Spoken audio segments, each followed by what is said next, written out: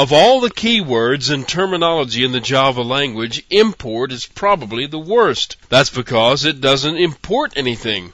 What it does is resolve some short names into long ones. For example, say you have this line of code in your program, but nowhere in your program or in the local directory do you have a definition for the class named date. That means that this line won't compile. Now, there are two things you can do to fix this. You could just use the full name of the class every time you refer to it, like this. That works, and some folks prefer to do it that way, but you can use an import statement to do the same thing, like this. What happens here is that whenever the compiler encounters the name date, to resolve the name, it looks at the names on the import statement. If it finds a match, it uses the full name it finds, just like the full name had been entered in the line of code.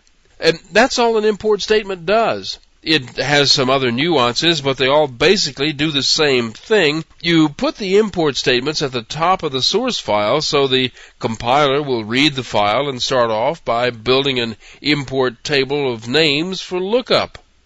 Here's another syntax for doing the same thing.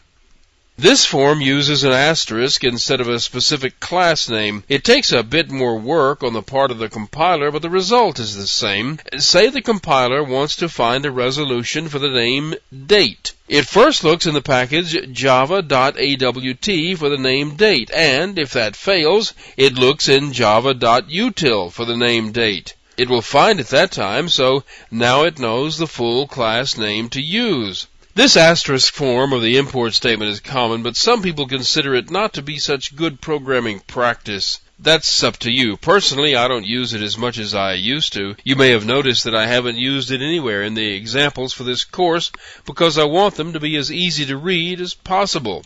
But wait, there's one more. With Java 5.0, a new capability has been added to the import statement. Let's say you have a class that contains this statement.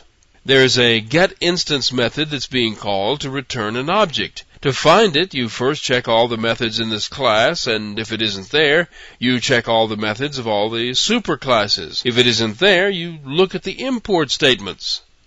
The keyword static following the keyword import means that all the static elements of this class can be accessed syntactically just as if they were defined locally. This means the method can be found in there. All I can say is that if you use this one, be careful, because it's very easy to write code that's totally obscure. Just remember this. When you see an import statement, it's not there to import anything. It's there so you can use it to resolve names.